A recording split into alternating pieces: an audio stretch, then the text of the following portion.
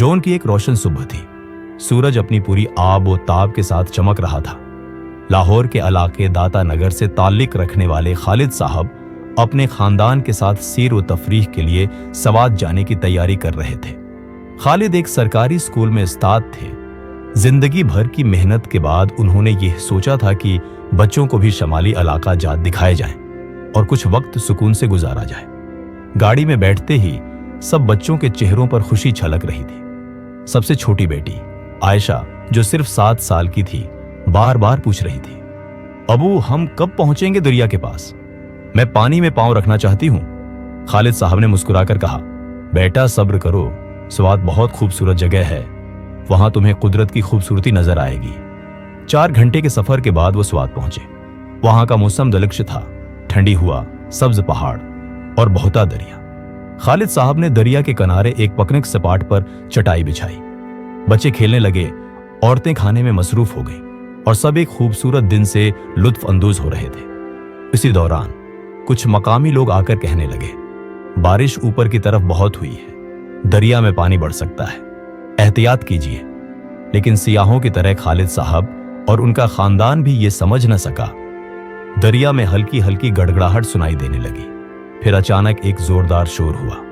सिर्फ कुछ ही लम्हों में दरिया की सतह दोगुनी हो गई। पानी तूफानी अंदाज में बहने लगा और लोगों को संभलने का मौके न मिला। खालिद साहब ने फौरन अपने बच्चों को आवाज दी, आयशा, अहमद, इधर आओ, हाथ पकड़ो मेरा।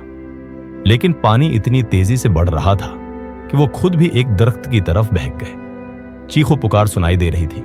कुछ लोग दरख्तों पर चढ़ने की कोशिश कर रहे थे, कुछ मदद के लिए पुकार रहे थे और कुछ बेबसी से अपने प्यारों को पानी में डूबते देख रहे थे। खालिद साहब की बीवी और 3 बच्चे पानी की मौजों में बह गए। सिर्फ वो और उनका सबसे बड़ा बेटा अहमद बच सके, जो किसी तरह एक बड़ी चट्टान पर चढ़ने में कामयाब हो गए। वहां से नीचे देखते हुए खालिद ने दरिया में अपनी बेटी आयशा के स्कूल बैग को तैरते देखा। आंखों से आंसू बहने लगे और वो बस एक ही जुमला बार बार दोहरा रहे थे, काश मैं तुम्हें बचा सकता। रेस्क्यू टीमें घंटों बाद पहुंचे।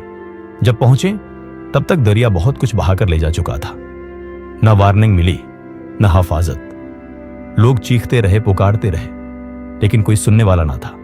ये कहानी सिर्फ खालिद की है। वो दर्जनों खानदानों की कहानी है जो सैर के इरादे से आए थे और वापस सिर्फ यादें लेकर गए।